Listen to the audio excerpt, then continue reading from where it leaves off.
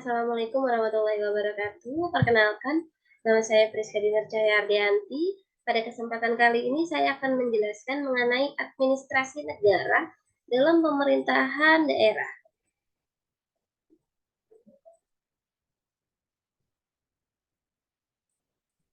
Sebelum kita bahas lebih lanjut mengenai pemerintahan daerah, berikut ini terdapat ciri-ciri pemerintahan daerah, yaitu adanya lingkungan atau daerah batas yang lebih kecil daripada negara, adanya penduduk dari jumlah yang mencukupi, adanya kepentingan yang pada corak sukar dibedakan dari yang diurus oleh negara, adanya suatu organisasi yang memadai untuk menyelenggarakan suatu kepentingan, serta adanya kemampuan untuk menyediakan keperluan yang diperlukan.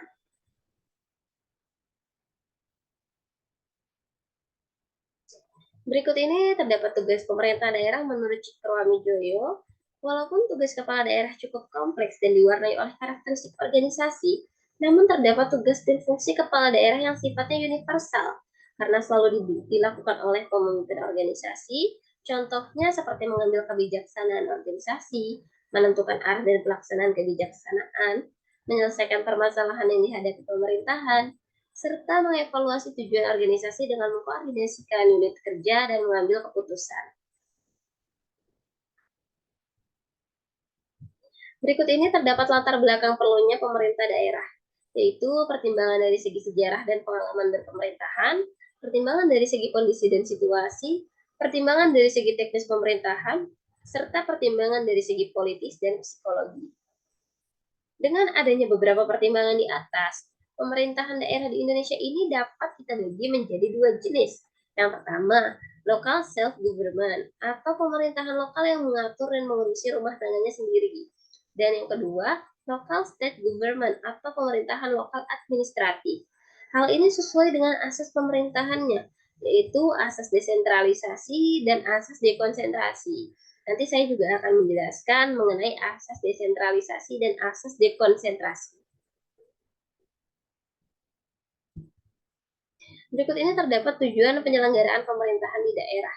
Dari segi politis, pemerintah daerah ini bertujuan untuk menjaga tetap tegak berutuhnya NKRI berdasarkan Pancasila dan Undang-Undang Dasar Negara Republik Indonesia tahun 1945 yang memang dikonstruksikan dalam pemerintahan pusat dan daerah yang memberi peluang turut sertanya rakyat dalam mekanisme penyelenggaraan pemerintahan dan pembangunan. Sedangkan dari segi formal dan konstitusional, pemerintah daerah ini bertujuan untuk melaksanakan ketentuan dan amanat Undang-Undang Dasar 1945 serta garis-garis besar haluan negara. Dan yang terakhir, dari segi administrasi pemerintahan, bertujuan untuk lebih memperlancar dan mentertibkan pelaksanaan tata pemerintahan sehingga dapat terselenggara secara efisien, efektif, dan produktif.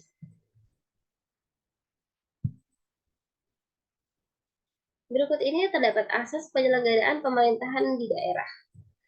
Yang pertama, ada asas-asas umum pemerintahan yang baik. Asas-asas umum pemerintahan yang baik ini dapat kita bagi menjadi beberapa asas. Yang pertama, asas kepastian hukum. Yang kedua, asas tata tertib. Yang ketiga, asas kepentingan umum. Yang keempat, asas keterbukaan. Yang kelima, asas proporsionalitas. Yang keenam, asas profesionalitas. Yang ketujuh, asas akuntabilitas. Dan yang terakhir, asas efisiensi dan asas efektivitas. Kemudian ada asas keahlian dan kedaerahan. Maksudnya adalah suatu asas yang menghendaki tiap-tiap urusan kepentingan umum diserahkan kepada para ahli untuk diselenggarakan secara fungsional.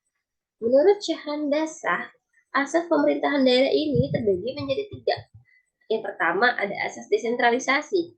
Maksudnya, asas ini dimaksudkan untuk memberi wewenang dari pemerintahan negara kepada pemerintahan lokal untuk mengurus dan mengatur hal tertentu sebagai urusan rumah tangganya sendiri.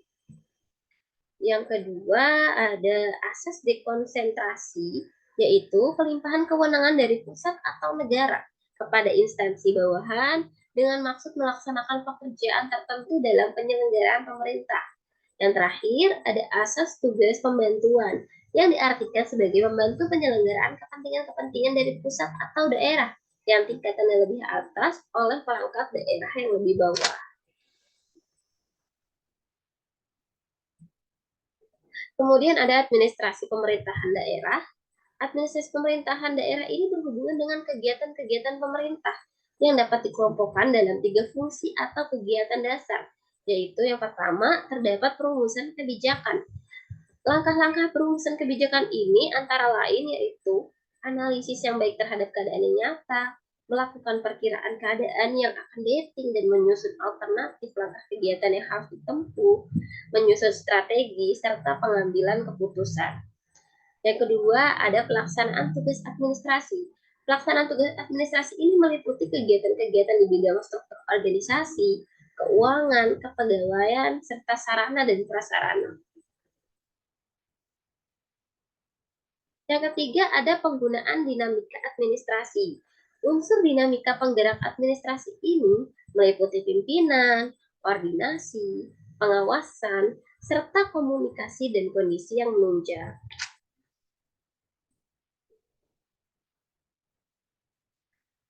Mungkin cukup sekian penjelasan saya kali ini. Kesimpulannya, pemerintahan daerah ini sangat penting bagi kita karena terkadang pemerintahan daerah ini lebih dekat kepada kita daripada pemerintahan negara. Mungkin kalau kita tinggal di daerah, itu akan sulit untuk berhubungan dengan pemerintahan-pemerintahan negara secara langsung. Jadi menurut saya pemerintahan daerah ini yang lebih dekat dengan kita, jadi kita lebih bisa mengkoordinasikan suatu permasalahan kepada pemerintah daerah. Mungkin cukup sekian yang bisa saya jelaskan. Untuk kritik dan saran saya terima, silahkan email ke email saya. Kritik dan masukan Anda sangat membangun untuk kemajuan saya. Terima kasih atas perhatiannya. Wassalamualaikum warahmatullahi wabarakatuh.